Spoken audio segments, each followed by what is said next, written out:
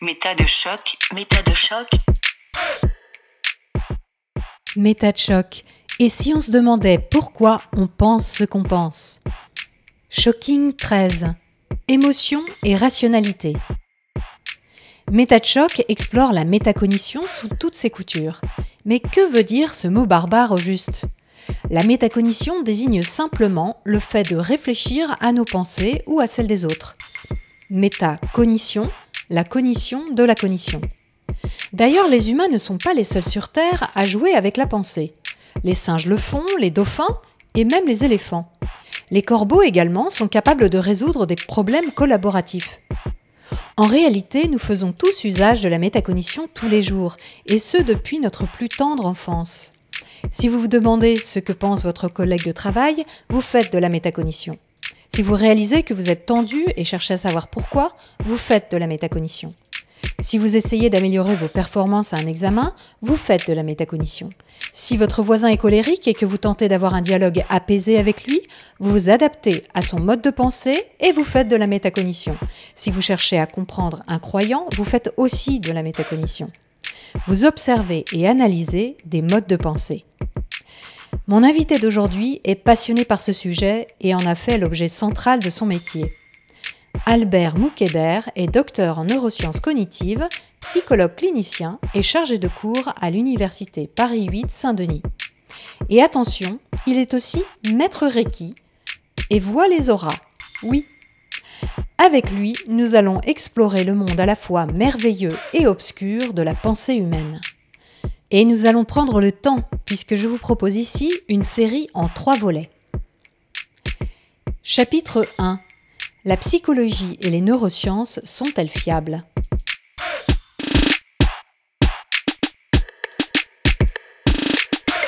Bonjour Albert. Bonjour Elisabeth.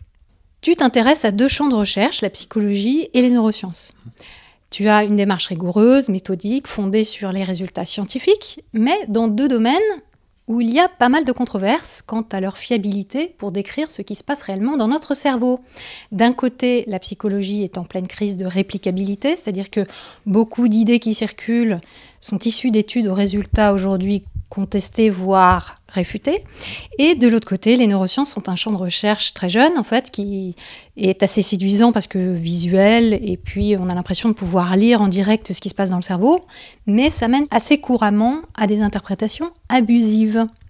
Alors, qu'est-ce que, malgré tout ça, on peut retirer d'informations fiables de la psychologie clinique et des neurosciences cognitives au sujet de la pensée humaine ?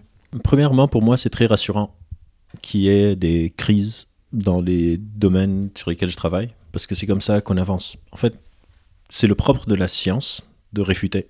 C'est comme ça que ça marche. Donc moi, quand il y a une crise de réplication, pour moi, c'est un très bon signe. C'est un signe qu'on n'est pas dans une discipline dogmatique, qu'on n'est pas dans une discipline qui se complaît dans les premières découvertes. La psychologie, c'est très très récent. L'exploration méthodique de l'appareil psychique humain, ça a 150 ans. Les neurosciences, c'est encore plus jeune. Ce serait complètement presque arrogant de se dire que les premières hypothèses qu'on va avoir vont être les bonnes. Donc quelque part, c'est peut-être ça qui m'attire. Moi, si dans 10 ans, tout ce qu'on se dit sur le podcast aujourd'hui, on découvre que c'est faux, ce serait le plus beau jour de ma vie. Ça veut dire que nos connaissances sont en train d'avancer. Donc pour moi, c'est pas une crise de la réplication, ça s'appelle de la science. Oui, enfin là, il y a quand même un concentré. En ce moment, on se pose énormément de questions sur énormément d'études qui étaient réputées justes et utiles. Ça a toujours été comme ça. Ça a toujours été comme ça. Pendant très longtemps, on pensait que le corps était fait d'humeur. Pendant des siècles et des siècles et des siècles, la première ligne de défense pour les maladies, c'était la saignée.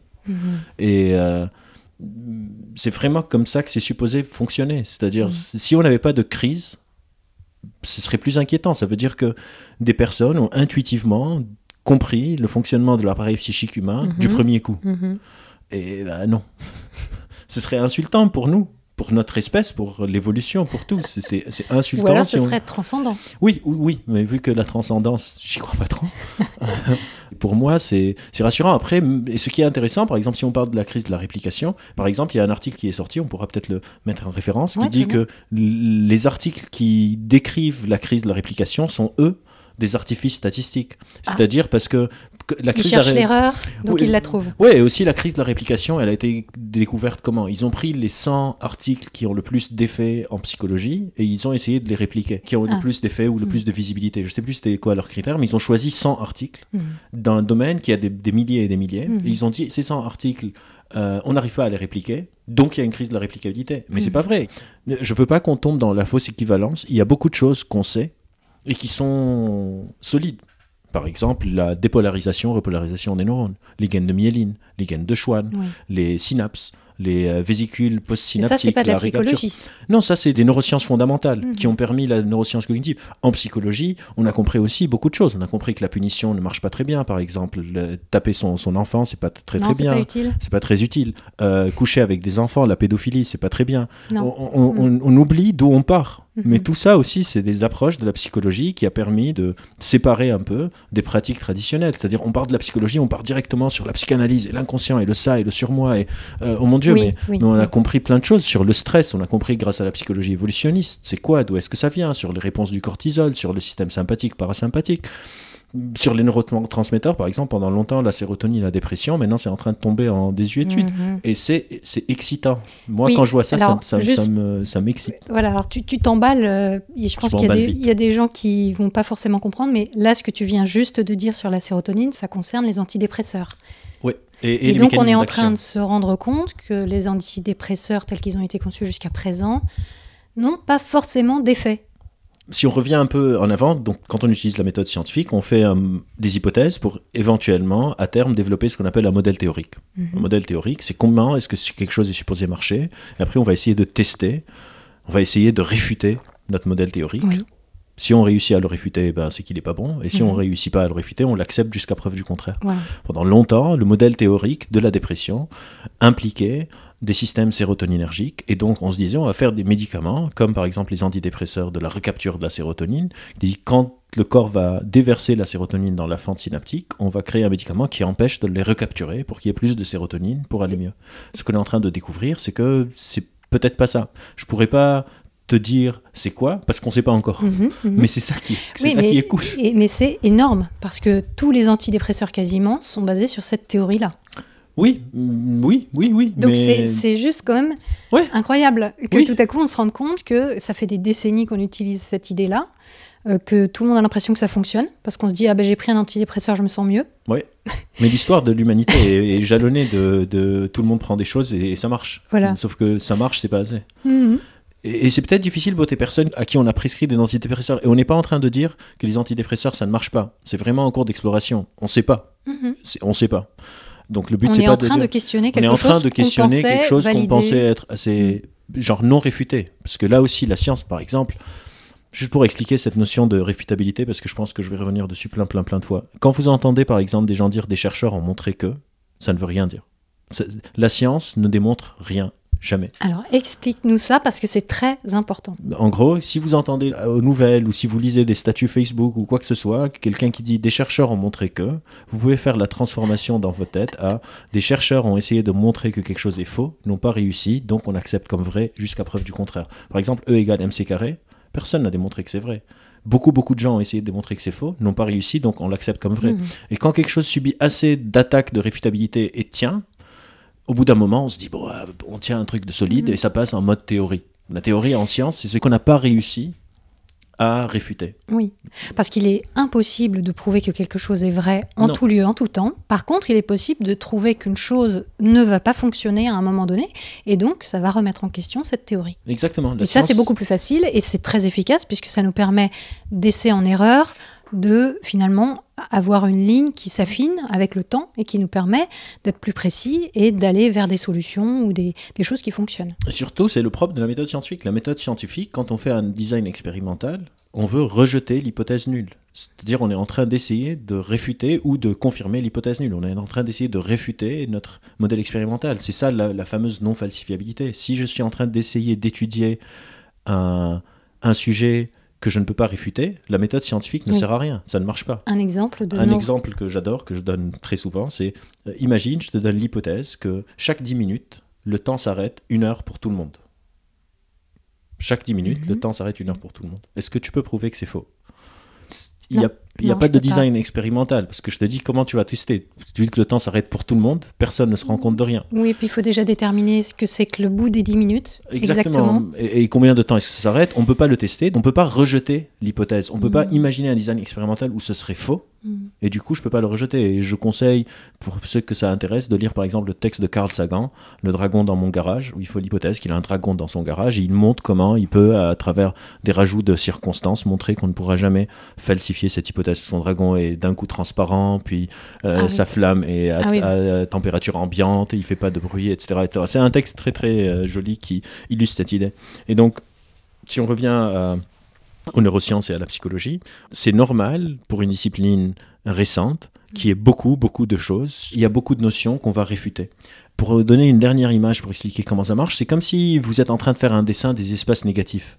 Donc par exemple, je veux dessiner un vase, je ne peux pas voir le vase, et au lieu de dessiner le vase, je vais dessiner le contour, l'ombre qu'elle fait, et voir ce qui reste. Et je me dis, a priori, le vase a cette forme. C'est ce qu'on fait par exemple pour les trous noirs. Hein. Voilà. On dessine les espaces négatifs. Et donc, pour moi, c'est... Souvent, quand je fais des confs, on me dit ouais, mais vous les scientifiques vous êtes trop rationalistes, nanana. Et j'essaye de leur expliquer que c'est parce qu'on change d'avis qu'on n'est pas dogmatique, c'est rassurant. Genre il y a des personnes qui, je sais pas, font de la guérison par énergie et ils sont sur les mêmes principes depuis 3000 ans. Et pour eux, ça c'est plus ouvert d'esprit que le psychiatre qui dit en fait la molécule que je vous ai donnée, en fait on a trouvé une meilleure. Oui. C'est pas qu'elle n'était pas bonne, on a trouvé une meilleure. Ou bien, qu'est-ce qu'on fait? On remet la camisole. Genre, nos connaissances sont limitées. On vit dans une ère où tout le monde a l'impression qu'on a tout compris, mais pas du tout. Et moi, ça me rassure.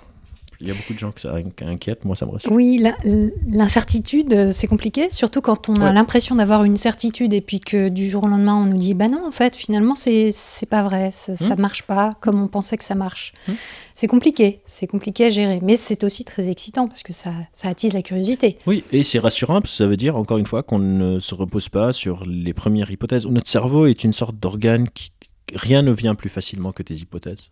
On se raconte des histoires en permanence et on est très très très bons storytellers, on est de très bons conteurs d'histoires et donc j'ai beaucoup plus peur des histoires qu'on se raconte que de se tromper ou de l'incertitude. Oui, on a toujours envie de faire le lien entre deux points qui n'ont a priori pas de lien. Et on est très très bon à faire ça.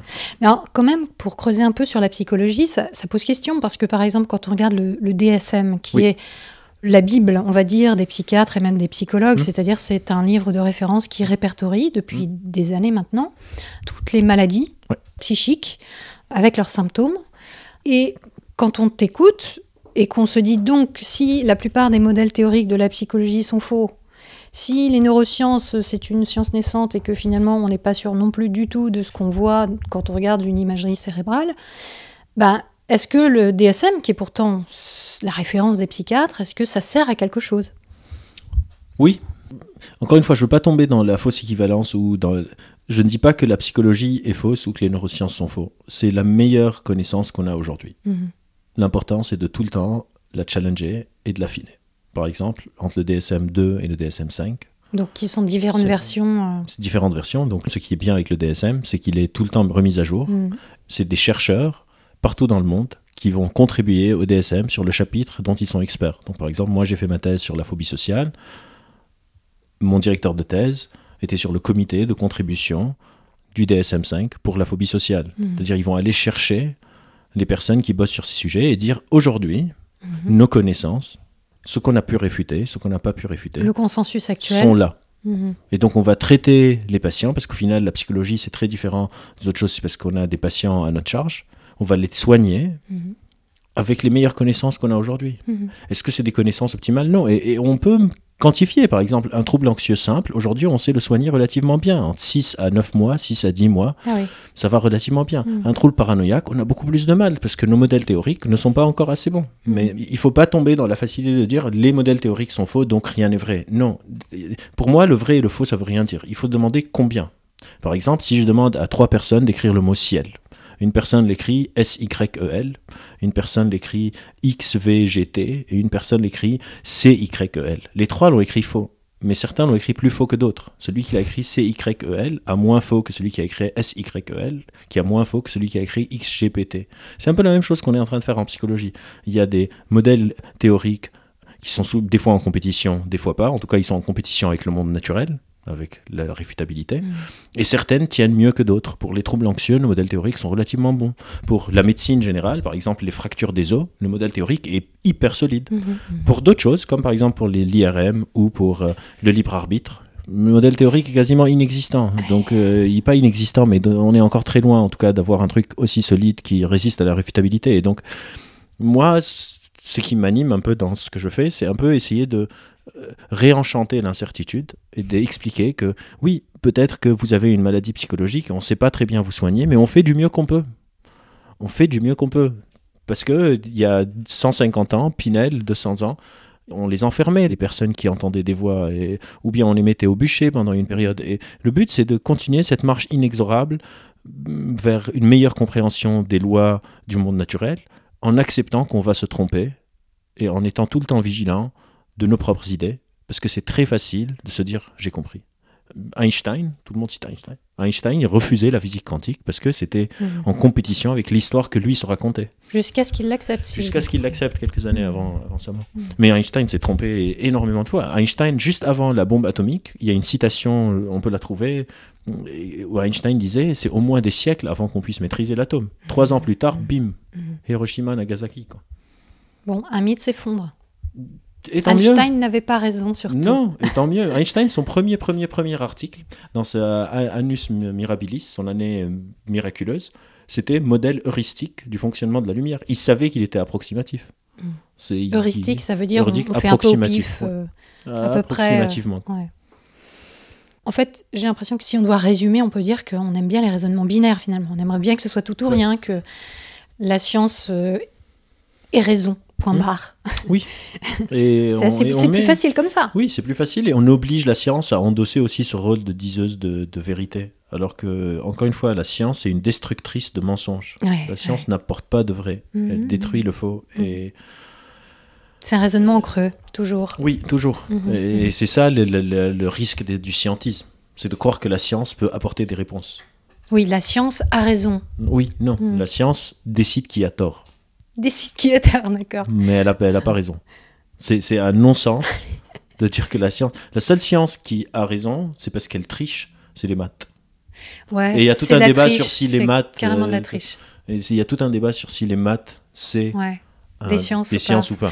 Bah, a priori, oui, c'est plus proche de la poésie et de la philosophie. En tout cas, c'est parce que si on parle d'un point de vue rhétorique, pour ceux qui sont familiers avec les erreurs de logique et tout ça, en maths, ils décident de leurs prémices. Exactement. Et après, ils construisent de là. Donc, c'est très simple si on pouvait tous faire ça. Alors que la physique, par exemple, elle se sert des prémices des maths qui lui sont imposées. Oui. Donc, elle n'a pas décidé. Les axiomes, oui. Ouais. Bah, Newton... il commence axiome 1, axiome 2, axiome 3, axiome 4, et après il commence son raisonnement. Ouais. Et alors, les neurosciences cognitives dans tout ça, qu'est-ce qu'elles apportent alors à la psychologie ?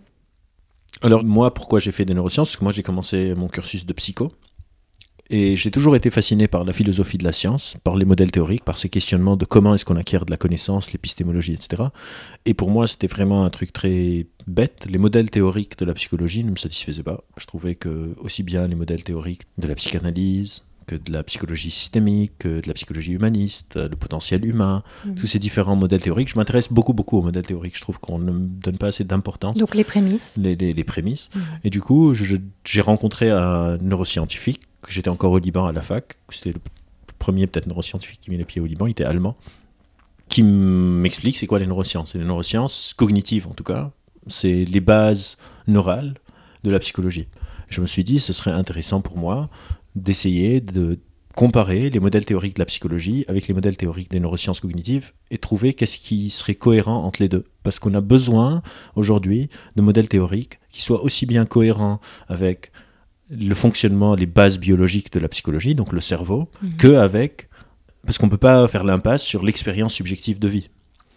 Pendant longtemps, on a opposé, surtout en France, la psychologie, c'est presque une matière littéraire et les neurosciences, une matière scientifique. Alors que c'est pas comme ça partout. Moi, je voulais vraiment essayer de voir si on peut développer des modèles théoriques qui soient aussi bien cohérents avec l'expérience subjective de vie, donc avec la psychologie humaine telle que vécue par l'individu, et les bases biologiques qui sous-tendent cette expérience de vie qui est de la matière organique, qui s'organise d'une certaine manière pour nous donner cette impression de prendre conscience de soi, de métacognition en l'occurrence. Aujourd'hui, ça s'est encore plus élargi. Aujourd'hui, on parle de sciences cognitives. Donc c'est de la psycho, des neurosciences, de l'anthropologie, de la linguistique, de la philosophie, de la sociologie. On essaye de voir une sorte d'expérience de vie, aussi bien du point de l'individu que du groupe, donc de la sociologie, que de la philo, les croyances. Indépendamment de si Dieu est étudiable scientifiquement ou pas, on sait que la croyance en Dieu a un impact sur la psychologie et sur le cerveau, etc. Et donc d'étudier tout ça en un tout. Donc l'esprit et le corps. L'esprit et le corps. Il y a un livre fantastique qui s'appelle Les mirages de la certitude, qui reprend tous les retards qu'on a pris sur l'exploration du fonctionnement des humains à cause de cette séparation entre l'esprit et le corps. Qui est assez récente en fait, qui a à peu près un siècle, oui, c'est oui, ça bien sûr, le dualisme c'était une évidence, là encore, c'était évident, on s'était trompé pendant des millénaires. On y revient. Donc en fait, les neurosciences cognitives, c'est une base biologique de la psychologie, c'est comme ça que tu dis. Et effectivement, en psychologie, les prémices, donc les bases théoriques, sont comme des intuitions sur lesquelles on va fonder toute une pratique. Oui. Et effectivement, on peut se dire, est-ce que c'est vraiment si solide que ça et est-ce qu'on peut se fier à ça ? Oui, par exemple, Freud. Je prends l'exemple le plus facile. Allez, on y va. Freud, par exemple, son modèle théorique, il est basé sur 12-13 patients de l'aristocratie de Vienne. Avec ses interprétations Avec ses interprétations. Qui étaient quand même assez épaisses. Oui, en sachant que donc, il a de très très très fortes chances de se tromper. Après, moi, je pense que Freud est un des plus grands psychologues de l'histoire de l'humanité, parce que c'est un des premiers à avoir commencé à écouter les gens. Donc il a ce mérite. Après, il s'est trompé, c'est normal. C'est normal.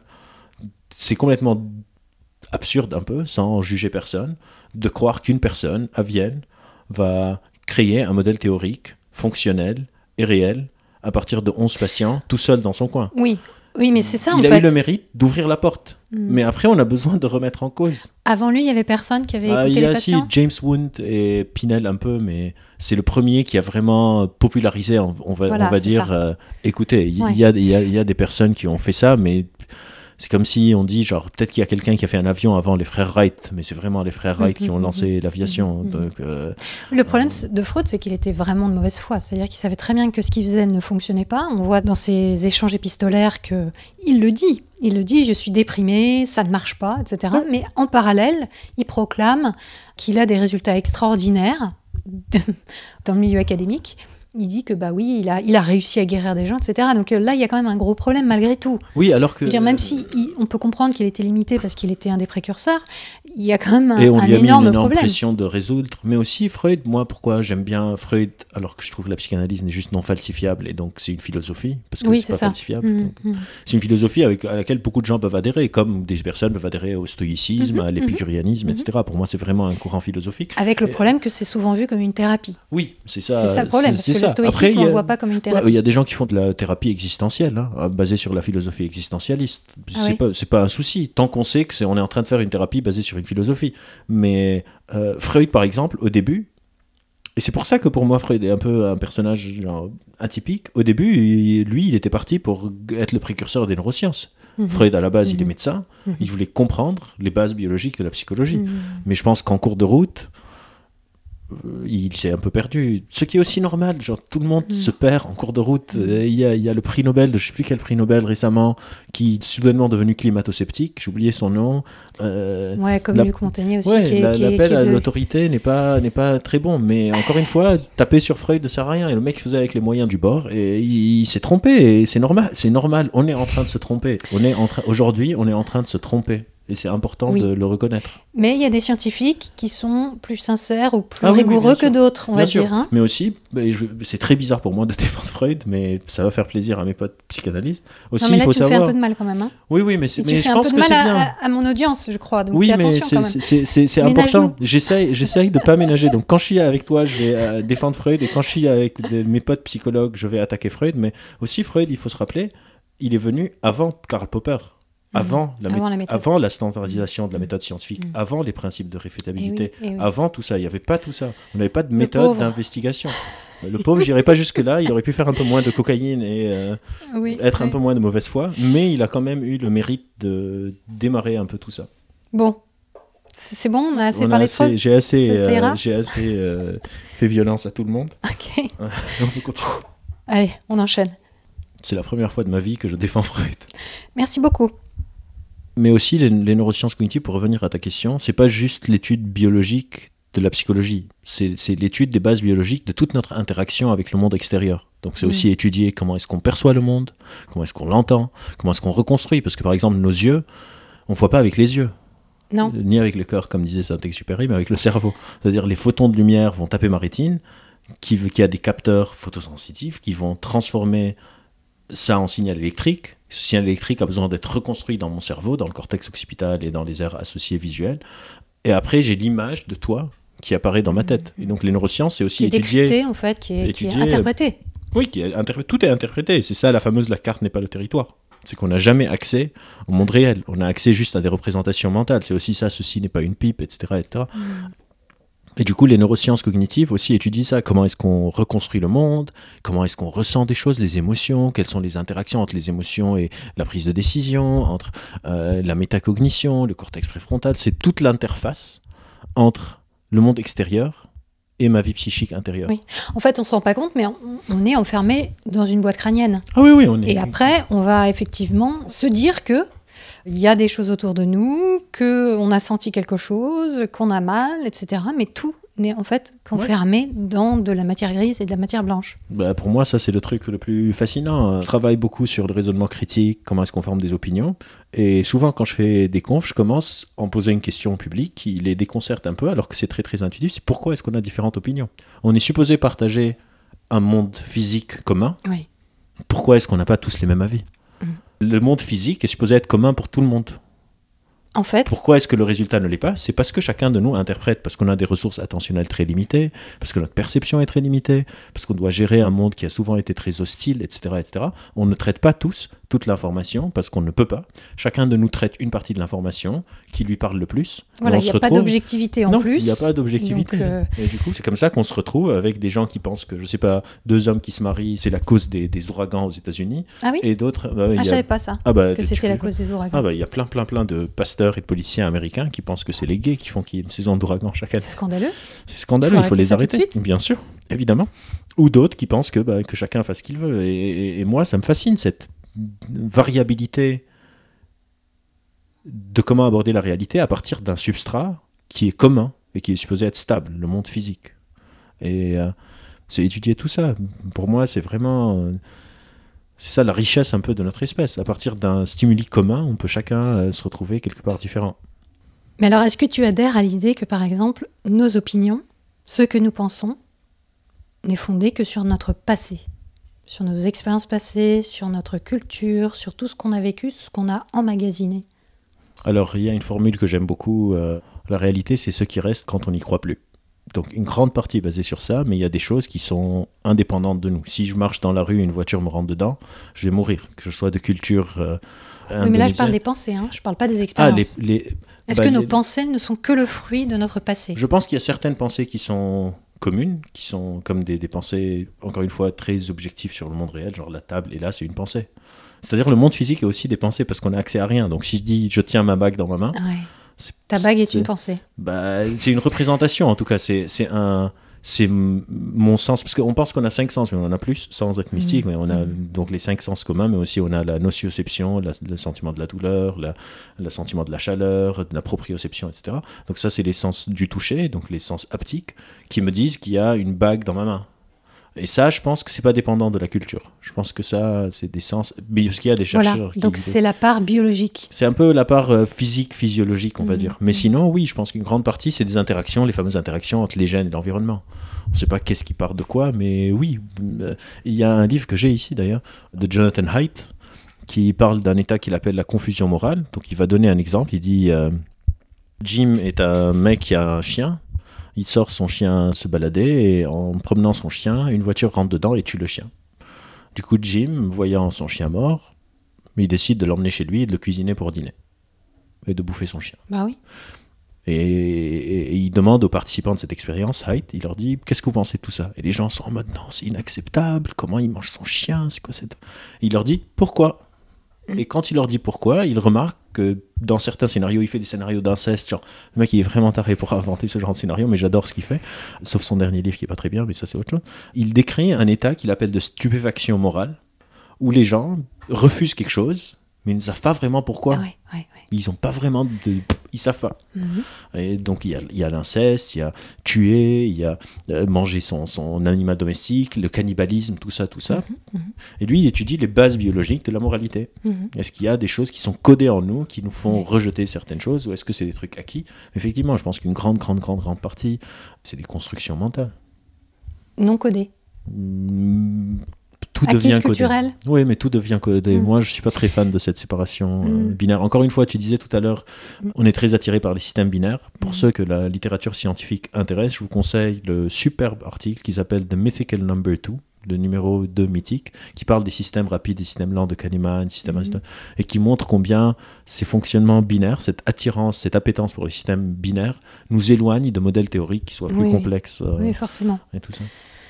Non, je te pose la question parce que moi, c'est des questions qui m'ont souvent posé question, justement, parce que j'ai jamais été foncièrement choquée par le fait qu'on puisse manger un humain, ou qu'on puisse manger son chien, ou même qu'on puisse avoir des relations incestueuses entre frères et sœurs, par exemple.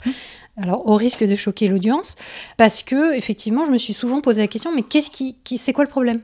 Alors après, dans la pratique, on peut trouver un problème. Hein. Dans chaque exemple concret, on peut... Je suis pas sûr. On peut potentiellement... Oui, non, mais je veux potentiellement, il faut voir un cas concret. Je veux dire, on ne peut pas parler dans l'absolu. Et bien entendu, je ne parle pas de l'inceste entre un adulte et un enfant. Hein. Ça, c'est encore une autre histoire. Mais Haidt pose même ces questions-là. Hein. Voilà, il pousse le bouchon à... Oui, tout à fait.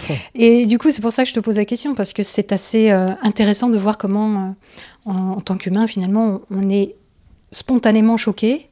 Et puis après, quand on se demande mais pourquoi, les réponses, elles viennent pas forcément facilement. Non, là, on a devant nous, on peut pas le voir, mais on a devant nous un livre que je suis en train de lire qui s'appelle The Mind is Flat de Nick Shater, qui dit que toute la vie psychique interne est une illusion. Que the mind is flat, c'est-à-dire le cerveau est plat. En psychologie, on dit tout le temps il faut creuser. Et pour lui, tout ça, c'est une invention. Qu'on est tous juste en train de post-rationaliser tout. Ouais. Qu'il n'y a pas de profondeur à la vie psychique, que c'est que des mécanismes, que le cerveau n'est qu'un organe qui va raconter des histoires, post-rationaliser tout et n'importe quoi, les motivations des autres, les motivations des politiciens, les motivations des scientifiques, mes propres motivations, tout. Et d'ailleurs, il y a pas mal de recherches en neurosciences qui creusent cette question-là, qui explorent ça, et notamment la question du libre arbitre. Bien sûr. Et qui en arrive à certaines observations du type on prend une décision et ensuite on réfléchit. C'est beaucoup plus souvent le cas. Après, le problème, juste pour nuancer, le problème du modèle de Chater, The Mind is Flat, c'est que son hypothèse est hyper compliquée à réfuter. Donc on retombe dans un... c'est un peu comme la psychanalyse. Hein. Ouais, ça, si tout est... Comment est-ce qu'on va faire un design expérimental qui montre qu'on n'est pas en train de tout inventer ?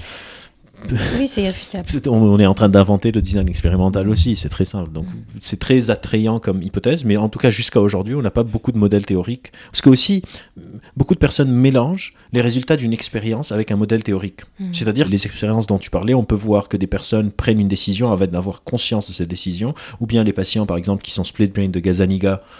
C'est quoi ça ? Gazzaniga, c'est dans les années 60-70. Si tu as une épilepsie qu'on ne sait pas très soigner, on te séparait l'hémisphère gauche de l'hémisphère droit. Donc on coupait le corps calleux.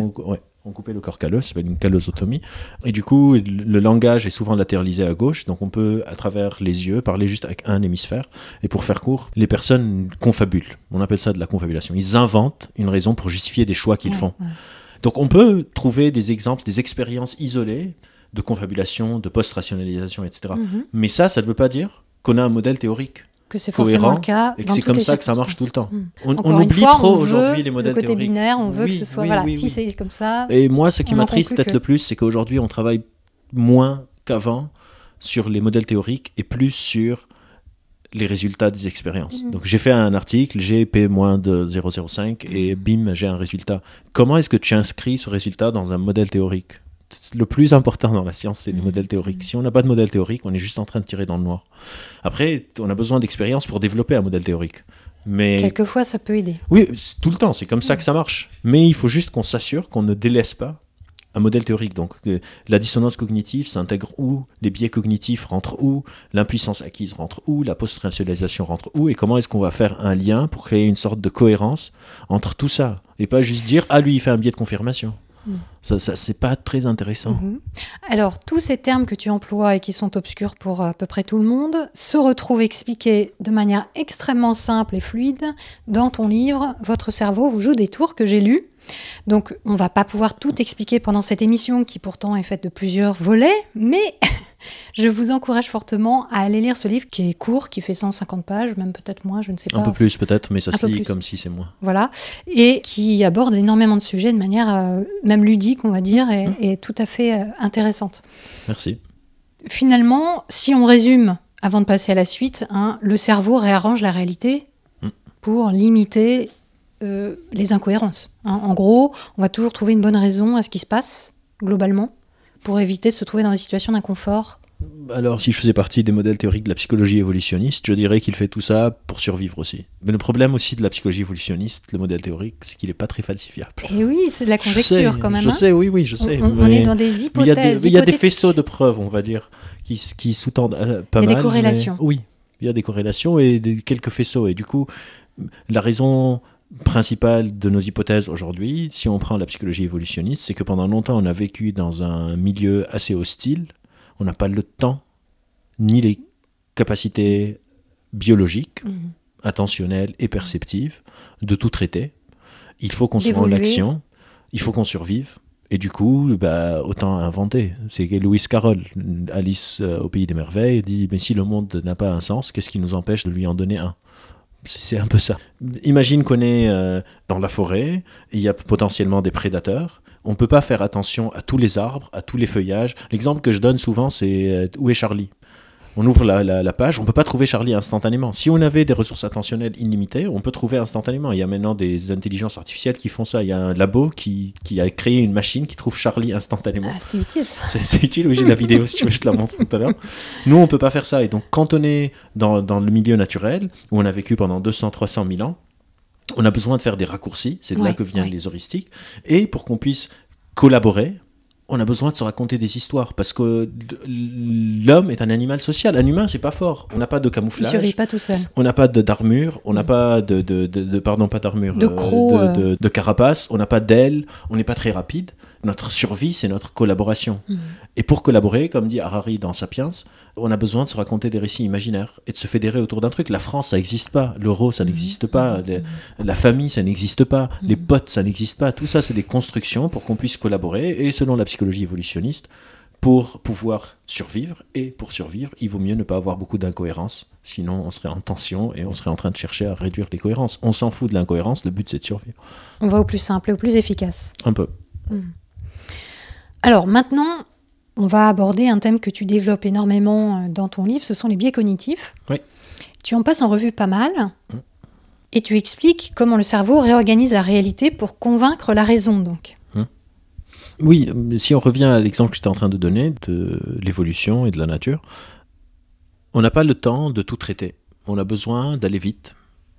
Et donc notre cerveau fonctionne de manière qu'on appelle heuristique.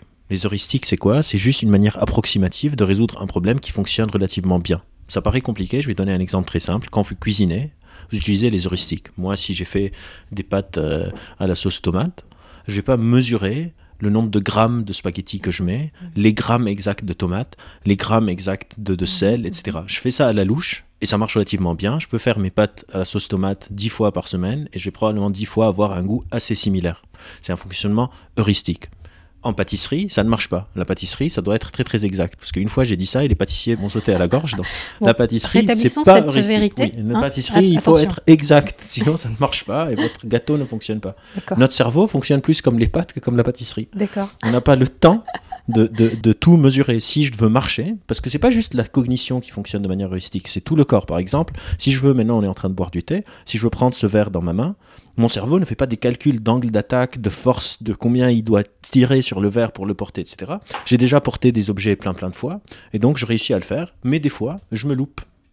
c'est le prix à payer. Si vous avez des enfants, vous voyez les modèles heuristiques en train de s'améliorer. Les enfants commencent à manger, ils visent pas leur bouche.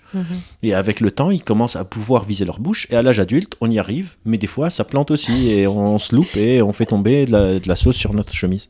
Ce fonctionnement par approximation a beaucoup d'avantages. L'avantage, c'est qu'on peut aller plus vite. Voilà, on n'a pas à faire des calculs On n'a d'angle pas à faire et de des gravité. calculs. C'est pour ça, les robots, vous regardez les premiers robots, pour qu'ils marchent, ils font bzzz, bzzz, bzzz, parce que c'est pas heuristique. Et maintenant, les chercheurs en intelligence artificielle sont en train d'injecter des heuristiques dans leur intelligence artificielle pour se disant, tu as 10% de te tromper, c'est pas grave, mais tu vas aller 10 fois plus vite. Notre cerveau, c'est un peu la même chose.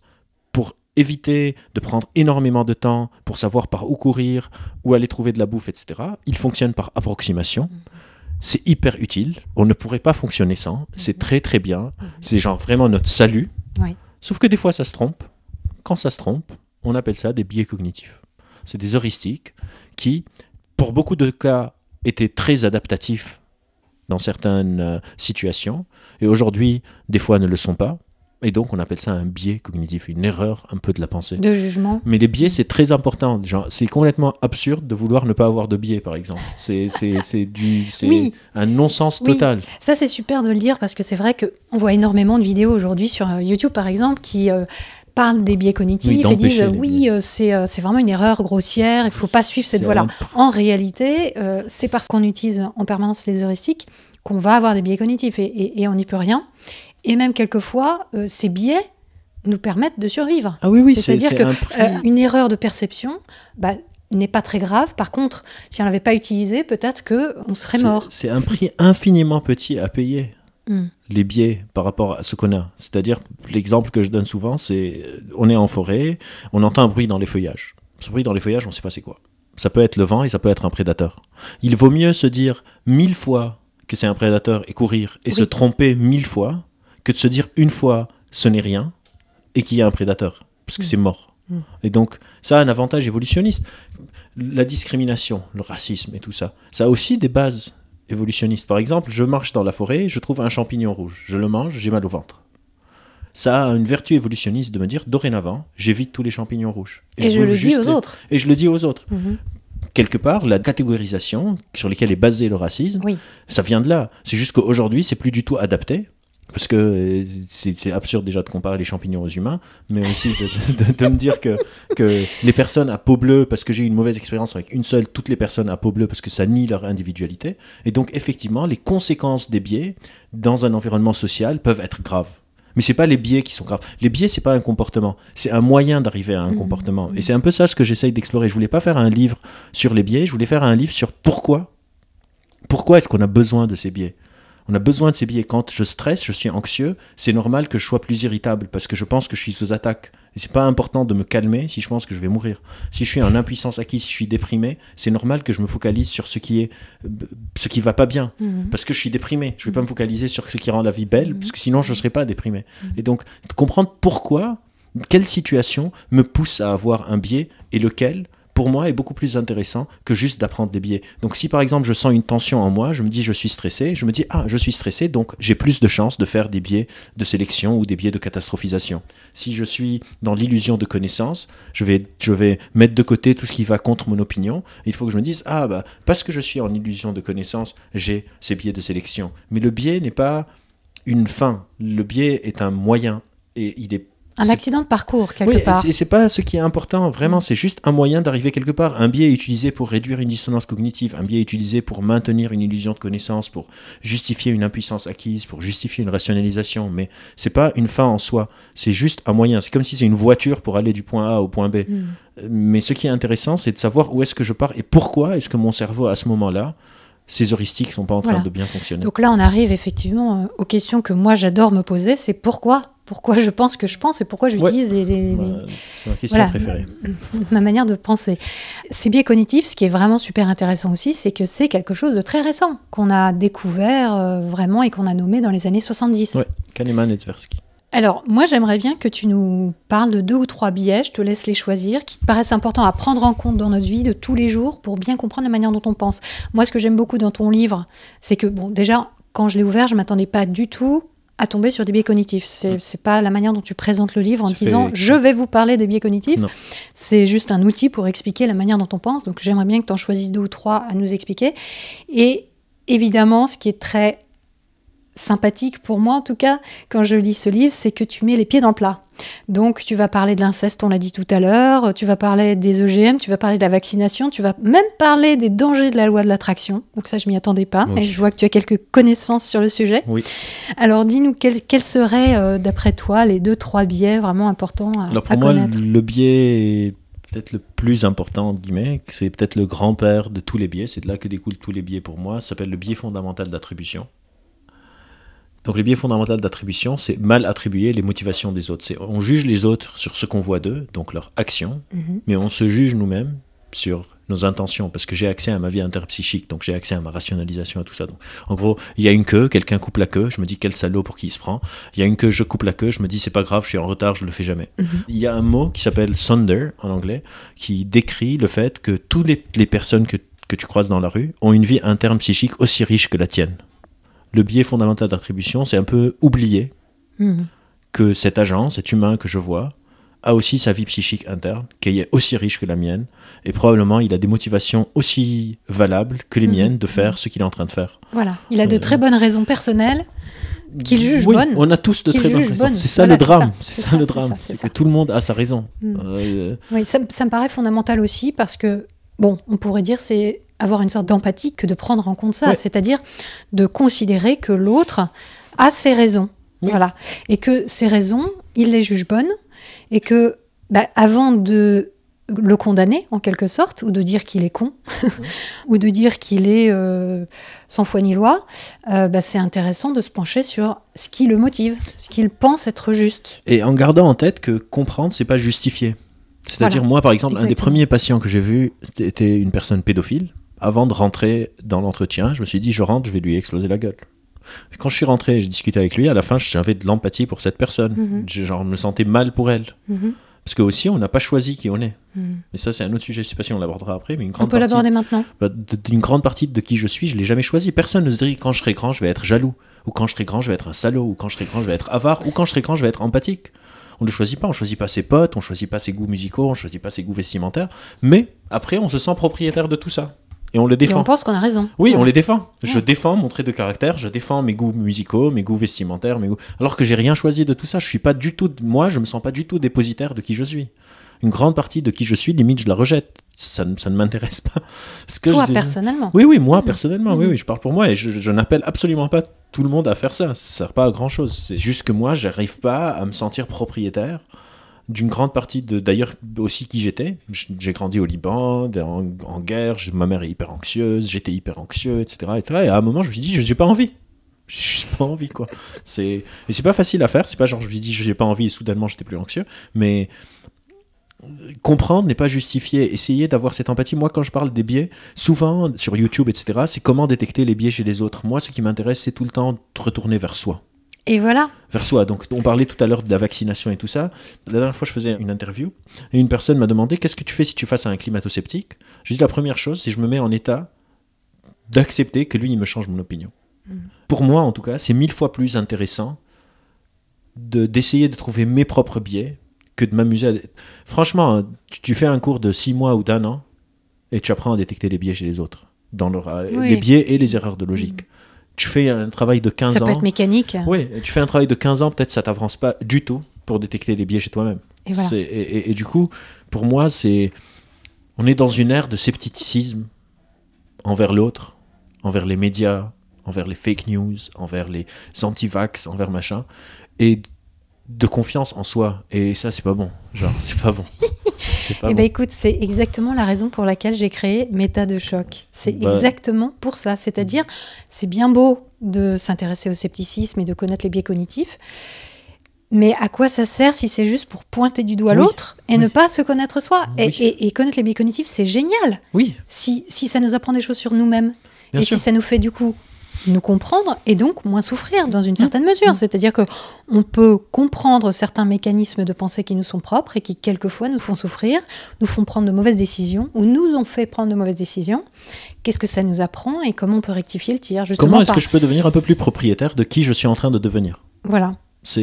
Moi, la thérapie que je fais, c'est basé sur ça. Moi, je fais de la psychoéducation.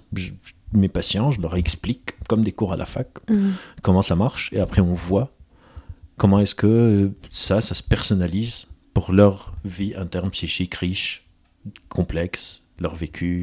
Oui, etc. en fait, tu leur enseignes... Je fais pas de la psychanalyse, j'ai défendu Freud, mais je fais pas de psychanalyse. Bon, c'est dit. Ouf. Ouais. Tu leur proposes une démarche métacognitive, Oui, d'observer leur mode de pensée et de ne plus se sentir responsable de qui ils sont. Ça paraît dingue. Ça paraît dingue, oui. Mais peut-être dingue. Ça l'est, hein. On sait pas, peut-être que je me raconte une histoire. Non, mais ce qui est intéressant, et là où je suis tout à fait d'accord avec toi, c'est que souvent, on capitalise et on veut absolument croire à l'identité qu'on a. Oui. On veut croire qu'on a raison, tu l'as dit, mais on va aussi croire que qui on est, que la représentation de qui on est vraie et qu'elle est valide. Et c'est ça qu'on défend. Oui. Et quelque part, souvent, ça nous emmène sur des chemins plus loin. Très dangereux. Oui, et j'irai même plus loin, on décide tout ce que tu as dit, et que l'autre a tort. Forcément, puisque ça nous oppose Parce à l'autre. Il y a des philosophes qui disent ma réalité est vraie et ta réalité est vraie, et elles n'ont pas besoin d'être compatibles. C'est-à-dire que chacun se raconte son histoire. Oui, enfin, dans la pratique, j'y crois pas trop. Oui, dans la pratique, ça implique très souvent nier l'autre. Et c'est très dangereux. C'est très dangereux parce que sous couvert d'humilité intellectuelle ou de raisonnement critique et tout ça, etc., on peut très facilement tomber, comme on peut voir sur des sujets qui ne sont pas réfutés.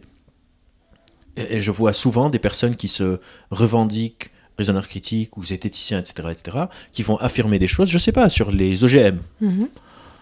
La recherche n'est pas là encore pour qu'on puisse trancher sur pas grand-chose. Sur plein de sujets. Le glyphosate, je sais pas c'est quoi, au bout d'un moment, je me suis plus très intéressé à... Le maïs transgénique et le glyphosate, c'est les deux grands thèmes en France. Voilà, et je vois des personnes qui, eux, sont les raisonneurs critiques, et ils sont... En fait, on a besoin de nuancer nos opinions. Oui. On a besoin de dire, moi, je suis pour les OGM à 60%, je suis contre les OGM à 30%, ça, et à 20%, j'ai aucune idée de ce quoi, parce que je suis pas généticien, parce que j'ai aucune idée de comment ça marche. Et c'est pas grave, mais qu'on arrête de vouloir juste se diriger vers l'autre, de dire ils sont cons, ils sont bêtes, ils sont pas. Tout le monde, pour moi, je pense que, à part les psychopathes, le mot scientifique, genre le mot psychologique de psychopathe, donc l'incapacité à sentir de l'empathie, etc., je pense que la majorité écrasante des gens sur Terre essayent de faire de leur mieux. Et du coup, il faut garder tout le temps ça en tête. Les psychopathes n'essayent pas de faire de leur mieux ? Non, ils essayent de faire de leur mieux, mais ils n'ont pas la capacité à sentir de l'empathie. Donc leur mieux, c'est buter des gens, ce qui n'est pas très cool. Non, c'est même pas un objectif. C'est pas un objectif pour eux de buter les gens. Oui, mais ils ne voient pas c'est quoi le problème. Oui, c'est ça. Oui. Donc, mais ils essaient quand même de faire de leur mieux. Oui. Qu'est-ce que tu racontes là ? Je me ne rétracte. stigmatise pas je me rétracte. J'ai aucun problème. Je me suis trompé. Merci pour cette correction. Tout le monde, sans exception, essaye de faire de leur mieux. Et j'essaye tous les jours de garder ça en tête. Parce que c'est très facile d'oublier. Il n'y a rien que je déteste le plus aujourd'hui que ce qu'on appelle en anglais virtue signaling, le signalement de la vertu. De pousser, de se foutre de la gueule des gens qui pensent pas comme nous pour se donner un sentiment de pureté intellectuelle. Et on fait partie de la communauté. De la communauté. On appartient au groupe, donc on peut se permettre, sous couvert de vertu, justement, de détenir la vérité. De dire, elle a pas vacciné son fils. Son fils risque de mourir et elle risque d'avoir un drame dans sa vie. Je vais jamais me permettre d'insulter une personne qui croit pas à la vaccination. Au contraire, j'ai beaucoup plus de compassion et d'empathie. C'est peut-être paternaliste, maintenant que j'y pense, mais soit, d'avoir de l'empathie pour elle que pour une personne qui vaccine, tant mieux pour ses enfants, mais l'autre... je sais pas si c'est paternaliste, j'ai l'impression que c'est plutôt réaliste. Oui, mais genre l'empathie, c'est comme si je suis mieux qu'elle et j'ai de la pitié pour elle. Disons que tu as des éléments qu'elle ne prend pas en compte ou qu'elle ne connaît pas. Oui, parce que aussi la science n'est pas juste une démocratie, où toutes les opinions ne se valent pas. Donc effectivement, pour les vaccins, par exemple, c'est clair, net et précis que les bénéfices sont incroyablement... positif, mais j'essaye tout le temps de me rappeler de cette chose parce que j'ai très peur de m'enliser sans faire attention dans ces mécanismes de signalement de la vertu. Et tu parlais d'appartenir au groupe. Il y a une chercheuse qui s'appelle Marwa Elzen qui travaille sur ces mécanismes aussi de groupe, mais au lieu de juste prendre en compte l'appartenance au groupe, elle étudie aussi la diffusion de la responsabilité. C'est-à-dire quand on est en groupe, on se sent moins responsable de nos actes. C'est comme ça que des fois des foules peuvent tabasser quelqu'un ou lyncher quelqu'un. Chacun se sent moins responsable parce qu'il y a les autres. Et souvent, on peut lyncher des personnes de façon très violente parce qu'elles sont pas scientifiques. Et c'est pas bien ça. Ouais. Et c'est courant. Et c'est très de toute façon, Internet, c'est quand même un haut lieu de lynchage. Voilà. Quel que soit le bord. Ouais. Malheureusement. Donc si on revient à ce premier biais que tu as nommé, qui est donc le biais d'attribution. Fondamental d'attribution. il consiste à penser que si je réussis, c'est grâce à moi-même. Si par contre je suis en échec, c'est à cause des circonstances ou c'est à cause des autres. Et puis si l'autre réussit, par exemple si l'équipe de rugby adverse à mon pays gagne, c'est pas vraiment grâce à elle, à ses qualités intrinsèques, mais c'est plutôt parce qu'il y avait de la pluie ce jour-là et que comme ils sont écossais, ils ont l'habitude de la pluie, alors que nous, c'est des Toulousains et ils ont été handicapés. Par contre, s'ils perdent, c'est parce qu'ils sont nuls. Donc on attribue à leurs qualités négatives, intrinsèques, leur échec. C'est ça en gros. Ça, c'est une partie du biais fondamental d'attribution. L'autre, c'est vraiment juger l'autre sur ce que je vois de lui et me juger sur mes intentions. Parce que j'ai accès à mes intentions. Je sais pas, j'ai pas accès à tes intentions, je suis pas télépathe. Peut-être un jour. Mais, et du coup, je peux juste juger sur ce que je vois. Donc, je sais pas, je vois les gilets jaunes dans la rue et je me dis, selon mon interprétation, soit ils ont mis un autre horizon ou bien c'est des casseurs. Je n'ai pas accès à son intention, à sa vie interne psychique et la richesse qui leur a poussé de prendre un jour de la semaine, de venir jusqu'à Paris pour descendre, risquer de se faire tabasser.